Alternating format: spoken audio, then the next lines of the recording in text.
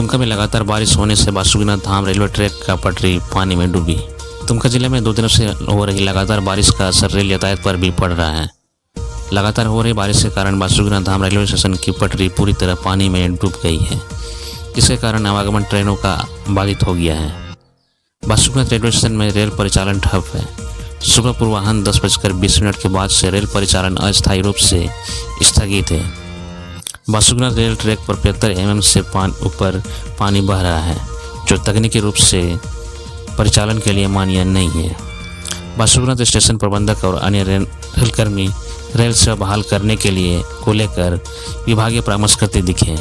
वहीं सावन का महीना चल रहा है, ऐसे में कांवड़ियों को देवघर एवं अन्य जगह जाने के लिए काफ़ी परेशानियों का सामना करना पड़ रहा है। बिहार से आए कांवड़ियों ने बताया कि रेलवे ट्रैक में पानी भर जाने से ट्रेन चल नहीं रही है। बासुकीनाथ स्टेशन प्रबंधक से पूछने पर उन्होंने बताया कि वे किसी भी तरह के बयान देने में सक्षम नहीं हैं। इस समय उनका सारा ध्यान रेल सेवा बहाल कैसे होगी इस पर केंद्रित है। वहीं मिली जानकारी के अनुसार ट्रेन सेवाएं अभी भी प्रभावित है। रिपोर्टिंग टेबल पर चढ़े बीजेपी के 2 विधायक। झारखंड विधानसभा में खूब हंगामा। झारखंड विधानसभा के मॉनसून सत्र के दौरान शुक्रवार को भाजपा के 2 विधायक भानु प्रताप शाही और कुशवाहा शशिभूषण मेहता रिपोर्टिंग टेबल पर चढ़ गए।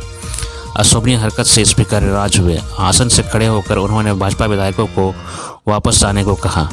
हंगामे पर उतारू विधायक नहीं माने। स्पीकर ने सदन की कार्यवाही 12:30 बजे के लिए स्थगित कर दी। पहली पाली में थोड़ी देर चलने के बाद ही विधानसभा की कार्यवाही 12:30 बजे तक स्थगित कर दी गई। दोबारा शुरू होने के बाद सदन की विपक्षी बेंच पर मौजूद खूंटी के भाजपा विधायक नीलकंठ सिंह मुंडा ने अपनी पीड़ा साझा की। उन्होंने स्पीकर से कहा कि वे धरना प्रदर्शन कार्यक्रम में शामिल थे, उन्होंने क्यों नहीं निलंबित किया। मेरे साथ आपकी भी किरकिरी हो रही है। मेरा क्या दोष था जो मुझे नहीं निकाला। सदन की कार्यवाही दूसरी बार शुरू होते ही आज विधायक दल के नेता सुरेश महतो ने स्पीकर रविदास महतो से भाजपा विधायकों के निलंबन पर पुनर्विचार का आग्रह किया। सुरेश महतो ने कहा कि निलंबन के फैसले पर पहुंचने से पहले इस मामले को कार्य मंत्रणा की बैठक में ले जाना चाहिए था। ऐसे मामलों में बीच का रास्ता निकालने के लिए कार्य मंत्रणा समिति की भूमिका होती है। जमशेदपुर पूर्वी के निर्दलीय विधायक सरयू राय ने भी कहा है कि इनकी बातों पर विचार किया जाए। भाजपा प्रदेश अध्यक्ष बाबूलाल मरांडी ने भाजपा विधायकों के निलंबन पर कड़ी प्रतिक्रिया दी। उन्होंने कहा कि हेमंत सोरेन की कुर्सी हिल रही है, इसलिए वे परेशान हैं। राज्य के ज्वलंत मुद्दों पर जवाब देने से भाग रहे हैं। उन्होंने कहा कि भाजपा के विधायक सदन में सीएम से वही पूछ रहे हैं जो उन्होंने वादे किए थे। 5 लाख प्रतिवर्ष नौकरी नहीं तो बेरोजगारी भत्ता, साल में प्रत्येक परिवार को 72,000 रुपया देना, युवाओं को रोजगार में आरक्षण दिलाना, ये सभी वादे इसी सरकार ने किए थे जो पूरे नहीं हुए। भाजपा ने स्पीकर को हटाने का दिया नोटिस। झारखंड विधानसभा के मॉनसून सत्र में 18 विधायकों के निलंबन से मुख्य विपक्षी पार्टी भाजपा बेहद नाराज है। सत्र के आखिरी दिन शुक्रवार को भारतीय जनता पार्टी ने विधानसभा के अध्यक्ष को उनके पद से हटाने का नोटिस दे दिया। झारखंड विधानसभा की प्रक्रिया तथा कार्य संचालन के नियम 158(1) के तहत वर्तमान अध्यक्ष को उनके पद से हटाने का नोटिस भाजपा विधायकों ने दिया है। झारखंड विधानसभा के प्रभारी सचिव को लिखे पत्र में भाजपा विधायकों ने कहा है कि झारखंड विधानसभा के वर्तमान अध्यक्ष अपने पद का विवेकपूर्ण इस्तेमाल नहीं कर रहे हैं। उन्होंने हेमंत सोरेन की सरकार के इशारे पर भाजपा के 18 विधायकों को निलंबित कर दिया। विधानसभा की कार्यवाही के वीडियो फुटेज का हवाला देते हुए विधायकों ने कहा है कि नेता प्रतिपक्ष अमर बावरी युवाओं एवं संविदा कर्मियों के विषय पर चर्चा कराने की मांग की। पत्र में कहा गया है कि नेता प्रतिपक्ष ने स्पीकर से आग्रह किया है कि इस विषय पर सदन में चर्चा हो और सदन के नेता हेमंत सोरेन को जवाब देने के लिए विधानसभा अध्यक्ष कहें। इसके लिए अगर रात को भी रुकना पड़े तो विपक्ष के विधायक तैयार हैं। नेता प्रतिपक्ष ने यह भी कहा कि विपक्ष के लोग मुख्यमंत्री का जवाब सुने बगैर नहीं जाएंगे। भाजपा ने आरोप लगाया है कि स्पीकर ने निष्पक्ष रहकर सदन का संचालन करने के बजाय मुख्यमंत्री के हित की रक्षा की और सरकार के इशारे पर झामुमो के एक विधायक ने निलंबन प्रस्ताव पेश किया और उसके आधार पर स्पीकर ने भाजपा के विधायकों को निलंबित कर दिया। भाजपा ने कहा कि आमतौर पर ऐसा प्रस्ताव संसदीय कार्य में मंत्री सदन में पेश करते हैं। इसके पहले कार्य मंत्रणा समिति की बैठक होती है। इन सारी प्रक्रियाओं का पालन नहीं किया गया। झारखंड में अगले 3-4 दिनों तक हो सकती है भारी बारिश। झारखंड में साइक्लोनिक सर्कुलेशन के कारण अगले 3-4 दिनों तक राज्य के कई हिस्सों में भारी बारिश हो सकती है।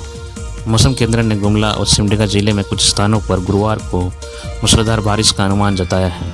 मौसम विभाग ने भारी बारिश को लेकर ऑरेंज अलर्ट जारी किया है। वहीं कोल्हान के जिलों में कभी कहीं भी भारी बारिश हो सकती है। इसको लेकर येलो अलर्ट जारी किया गया है। संथाल परगना में भी कई स्थानों पर भारी बारिश का अनुमान है। मौसम केंद्र ने पूर्वानुमान किया है कि राज्य के अन्य जिलों में मौसम सामान्य रहेगा, कहीं कहीं हल्की बारिश हो सकती है। 3 जुलाई को खूंटी, गुमला, सिमडेगा, पश्चिम सिंहभूम, गोड्डा, साहेबगंज, पाकुड़, दुमका में कई स्थानों पर भारी बारिश का अनुमान है। इसके बाद बारिश में कुछ कमी हो सकती है।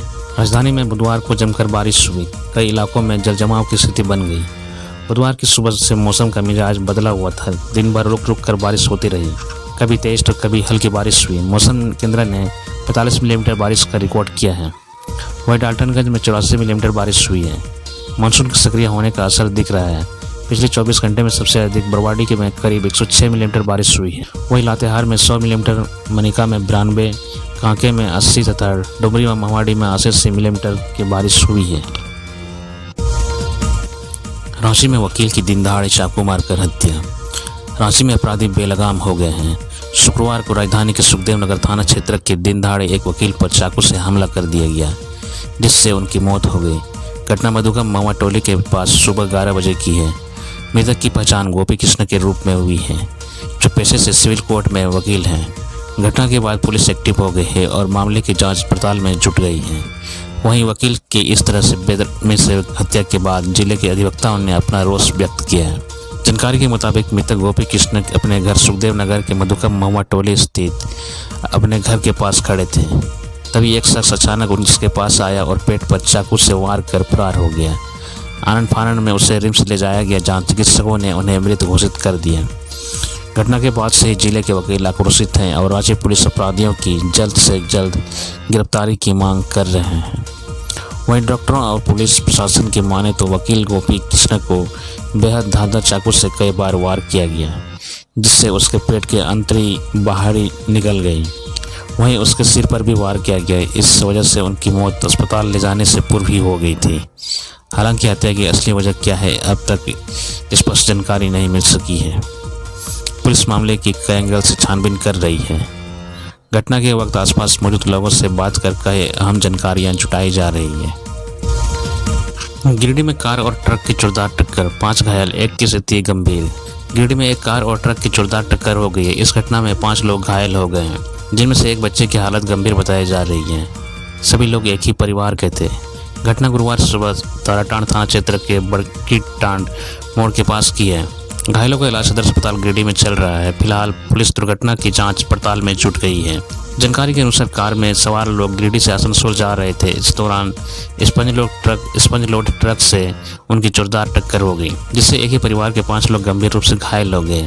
घटना के बाद पंडरी गांव के लोगों ने पुलिस इसकी सूचना दी, जिसके बाद पुलिस तुरंत घटनास्थल पर पहुंचकर घायलों को सदर अस्पताल में भर्ती कराया, जहां एक बच्चे की हालत गंभीर बताई जा रही है। बताया जाता है कि टक्कर इतनी जोरदार थी कि ट्रक के साथ हुए टक्कर में कार के परखच्चे उड़ गए। घटना के बाद लोगों की भीड़ जमा हो गई, वहीं वाहनों की लंबी कतार लग गई। फिलहाल दोनों वाहनों को पुलिस ने अपने कब्जे में लेकर जांच पड़ताल शुरू कर दी है।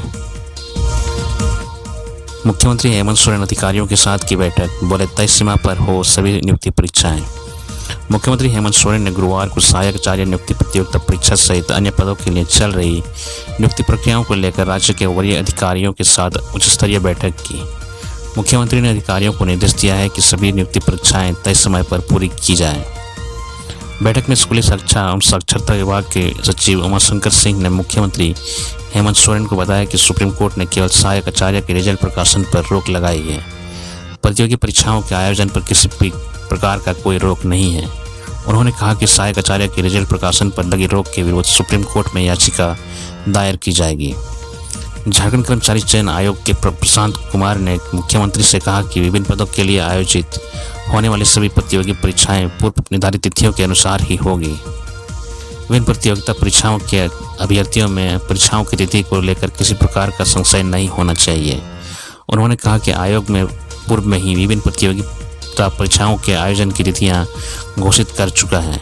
उन तारीखों के अनुरूप परीक्षाओं के आयोजन की तैयारी पूरी की जा रही है। बैठक में मुख्य सचिव एल ख्यांगते व मुख्यमंत्री के अपर सचिव अविनाश कुमार भी मौजूद थे। झारखंड के प्राथमिक एवं मध्य विद्यालय में 4100 शिक्षकों की नियुक्ति प्रक्रिया इस माह पूरी हो जाएगी। शिक्षकों की नियुक्ति के लिए गुरुवार को राज्य भर में अभ्यर्थियों की काउंसलिंग हुई है। सभी जिलों को 7 अगस्त तक फाइनल मेरिट लिस्ट जारी करनी है। उसी के आधार पर नियुक्ति के लिए जिला शिक्षा स्थापना समिति की बैठक होगी। इसके बाद चयनित अभ्यर्थियों को नियुक्ति पत्र दिया जाएगा। राज्य में प्राथमिक एवं मध्य विद्यालय में सहायक शिक्षक की नियुक्ति की प्रक्रिया वर्ष 2015-16 में शुरू हुई थी। नियुक्ति के लिए जारी विज्ञापन के आधार पर पत्रित रहने के बाद भी काउंसलिंग रोक दी गई थी। इसके अलावा गैर पारा कोटि में आवेदन करने वाले पारा शिक्षकों का भी चयन नहीं किया गया था। उन अभ्यर्थियों के लिए फिर से काउंसलिंग आयोजित की गई है। हो भाषा को भारतीय संविधान की 8वीं अनुसूची में शामिल कराने के लिए जंतर मंतर में 14 सितंबर को धरना। हो भाषा को भारतीय संविधान की 8वीं अनुसूची में शामिल कराने की सामाजिक मांग को लेकर YMCA नई दिल्ली में आदिवासी हो समाज युवा महासभा राष्ट्रीय कमेटी एवं आदिवासी हो समाज युवा महासभा के दिल्ली प्रदेश के दोनों राष्ट्रीय प्रतिनिधियों के बीच चर्चा हुई। दोलाबो दिल्ली 4 के तहत जंतर मंतर पार्लियामेंट स्ट्रीट नई दिल्ली में हो भाषा आंदोलन आयोजन के संबंध में विचार विमर्श किया गया। साथ ही भाषा प्रेमी एवं भाषा आंदोलन से जुड़े हुए युवाओं के लिए 8वीं अनुसूची में शामिल कराने की विशेषताओं और पार्लियामेंट्री प्रोड्यूसर के बारे में सेमिनार कार्यक्रम आयोजन करने के लिए महत्वपूर्ण विचारों का आदान प्रदान किया गया। इस क्रम में नई दिल्ली के पुलिस डिप्टी कमिश्नर को आगामी 14 सितंबर को जंतर मंतर पार्लियामेंट स्ट्रीट में धरना प्रदर्शन के लिए आदिवासी होस्ट समाज युवा महासभा राष्ट्रीय कमेटी की ओर से इंटीमेशन लेटर दिया गया। इस कार्यक्रम में लोगों के ठहराव, यात्रा, सेमिनार तथा भाषा की मान्यता के लिए केंद्र सरकार को बार बार ध्यान आकृष्ट कराने में के प्रमुख विषयों पर प्रस्ताव लाया। दिसम सोसाइटी एवं दिल्ली में रह रहे सामाजिक प्रतिनिधियों के साथ टेलीफोनिक चर्चा भी किया गया। बैठक में दिल्ली प्रदेश के राष्ट्रीय प्रतिनिधि प्रोफेसर डॉक्टर बलभद्र बिरुआ, राष्ट्रीय प्रतिनिधि नंदलाल गंगाराम गमराय, राष्ट्रीय महासचिव गब्बर सिंह हेम्ब्रम, राष्ट्रीय क्रीड़ा सचिव नीलमोहन